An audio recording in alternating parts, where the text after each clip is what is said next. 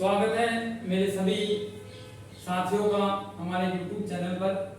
और जो आज का जो हमारा टॉपिक है, एक तरीके से इशू मान लीजिए, क्योंकि जो नए जो स्टूडेंट होते हैं या पुराने होते हैं, क्योंकि हर बार भर्ती है जो एक के बाद एक अपडेट होके आती है। और अब की बार तो आपको पता है कि पूरा नाम ही चेंज कर दिया, अग्निवीर ही बना दिया। ठीक है, इसका अपडेट आपको पहले मिल चुका था अग्निवीर का। देखिए अग्निवीर में और इस वाली जो वैकेंसी है अलवर वाली, अपने ARO अलवर जो वैकेंसी है, जो खुली भर्ती के नाम से आपकी जानी जाती है, रेलवे भर्ती, उसमें देखिए जो डॉक्यूमेंट्स है उसकी रिक्वायरमेंट के बारे में आज का हमारा टॉपिक है। अब देखिए जो नए जो विद्यार्थी रहते हैं उनको प्रॉब्लम आती है कि हमें क्या क्या डॉक्यूमेंट्स चाहिए। तो सबसे पहले आपका जो एडमिट कार्ड है, शायद उम्मीद करता हूँ सबने निकलवा लिया होगा। उसे जब निकलवाएं तो रंगीन आपका जो प्रिंट आउट है वो निकलवाएं, नहीं कि ब्लैक एंड व्हाइट। देखिए रंगीन, और उसका पेज A4 साइज मिनिमम ये मान लीजिए, मैक्सिमम ही मान लीजिए कि सभी A4 रखते हैं, वो कोई बड़ी बात नहीं है। लेकिन बात वो है रंगीन, आपको ब्लैक एंड व्हाइट नहीं निकलवाना है, आपको रंगीन निकलवाना है। ठीक है, उसके बाद आपको 20 आपकी जो पासपोर्ट साइज फोटो है वो लेके जानी है। उसमें देखिए आपको बॉन्डेड क्या कह रहा है कि व्हाइट बैकग्राउंड,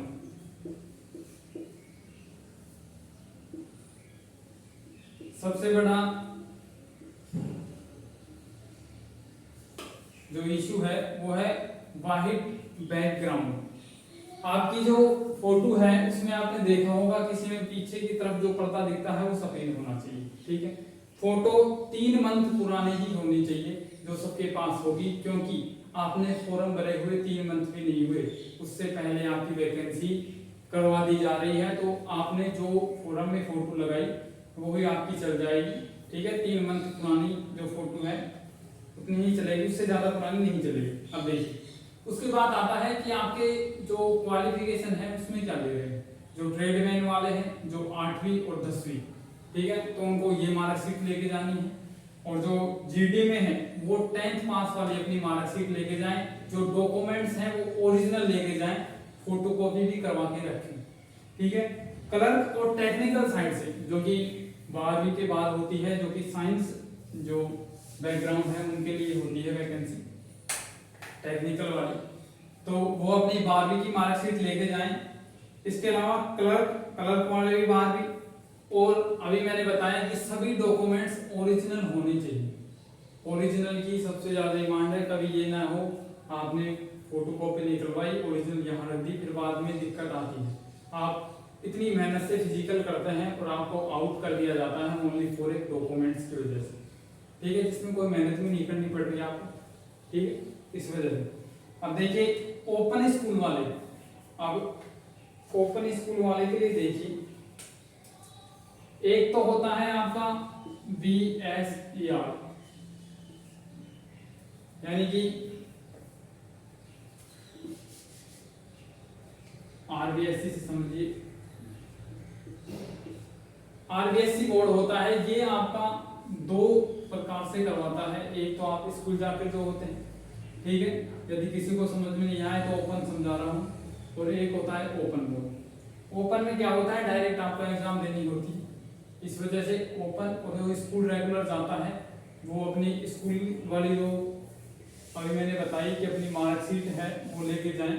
इसके अलावा जो ओपन वाले हैं उनके लिए एक अलग से रूल है कि वो अपना जो डिस्ट्रिक्ट जो ऑफिसर है, एजुकेशन ऑफिसर या फिर ब्लॉक ऑफिसर है, उसके पास से आपको एक कैरेक्टर सर्टिफिकेट बनवाना है। उसके पास जाके उसके साइन होने चाहिए, आपकी फोटो वगैरह होनी चाहिए, वह ओरिजिनल लेके जाना है। ठीक है, इसके अलावा चाहे ओपन हो चाहे वो स्कूल या डायरेक्ट क्या हो, उसको देखिए। उसके लिए अब वापस से चलिए, मूल निवास प्रमाण पत्र 6 महीने से पुराने डॉक्यूमेंट्स मत लेके जाना, वैलिड नहीं होंगे। अपने 6 महीने के अंदर जो बनवाए हुए हैं वो मूल निवास, आपकी फोटो होनी चाहिए, उसमें रंगीन बना हुआ होना चाहिए। ठीक है, अटेस्टेड होना चाहिए अपने तहसील से, आपके SDM वगैरह जहाँ से आप करवाते हैं। उसके बाद जाति प्रमाण पत्र, जिनकी जाति बनती है उनके लिए है। जिनकी जाति नहीं बनती तो उनके लिए कोई दिक्कत वाली बात नहीं है।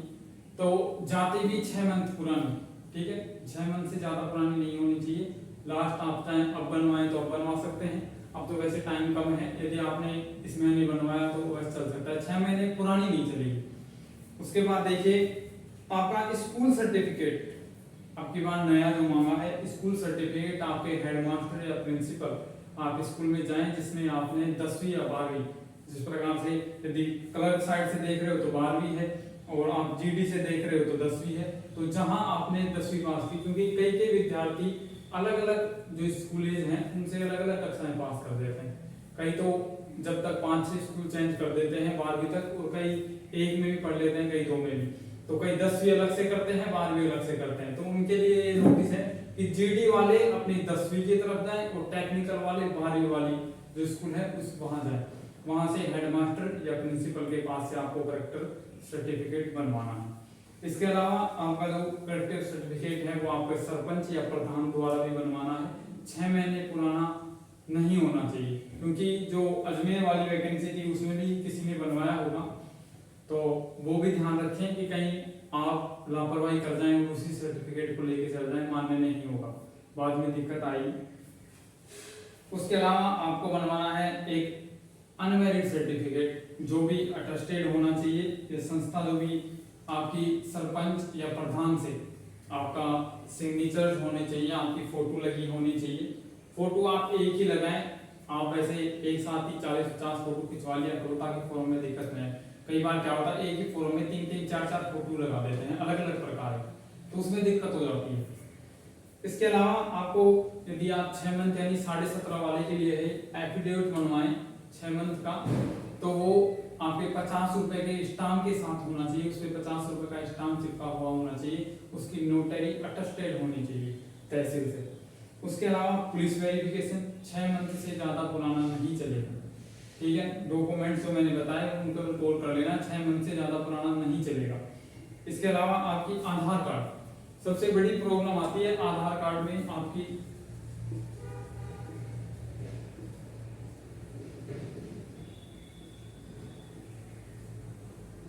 आपका नेम, डेट ऑफ बर्थ और फादर नेम, आपकी 10th और 12th की मार्कशीट में अलग नाम होता है और यहाँ आपके इनमें से कुछ चीज चेंज हो जाती है, डेट ऑफ बर्थ यहाँ कुछ होती है और 10th की मार्कशीट में कुछ होती है, तो सबसे पहले इसको करेक्शन करवा लें, चेक कर लें, वहां जाकर वो बताएंगे, यदि बाहर भी निकाल सकते हैं उनके पास अधिकार है, राइट है, तो निकाल भी सकते हैं, कोई आप वहां फिर जिद्दोजहद नहीं कर सकते। तो सबसे पहले ये अपनी कंफर्म कर लें कि डीओबी मेरी सही है या नहीं अकॉर्डिंग टू 10th मार्कशीट, ठीक है। आपका नाम कईयों में क्या होता है, सरनेम में भी प्रॉब्लम आ जाती है। सपोज दैट मैं आपको एग्जांपल बताता हूं, जैसे किसी के नाम के पीछे सिंह राजपूत है और आपके वहां ओनली फॉर 10th की मार्कशीट में सिंह ही है, तो आप 10th के मार्कशीट के अकॉर्डिंग चलिए, इसमें राजपूत आपको हटवाना पड़ेगा। आप ये मत बोलना कि सर ये राजपूत एक्स्ट्रा है, इसमें कोई दिक्कत नहीं है, नाम मेरा सही है, नहीं, ये भी एक गलत है, तो आपको ये भी हटाना पड़ेगा। एग्जाम्पल के तौर पे मैंने बता दिया है, नाम एकदम सेम होना चाहिए, स्पेलिंग भी सेम होनी चाहिए, ठीक है। जैसे कि अब क्या करते हैं कई PUT कर देते हैं और आधार कार्ड में PWT करवा रखा है, ये भी गलत है, ठीक है, इसे भी सही करवा लें, निदान में दिक्कत आती है फिर। इसके अलावा आपकी कोविड-19 की जो दोनों डोज है उसका सर्टिफिकेट सबने लगवा रखी होंगी, ऑलमोस्ट अब तक सबके लग गई होंगी, तो आप अपने मोबाइल से रजिस्ट्रेशन करके वो सर्टिफिकेट डाउनलोड कर सकते हैं और उसे प्रिंट करवा लें। इसके अलावा जो आपका नो रिस्क सर्टिफिकेट है जिसमें पेरेंट्स के साइन होने चाहिए, नो रिस्क सर्टिफिकेट यदि वहां आपको जैसे मतलब वैकेंसी है बड़ी लेवल पर है तो भीड़ काफी ज्यादा होती है, आपको लग जाए तो उसमें नो रिस्क की उनकी कोई गारंटी नहीं है, ठीक है।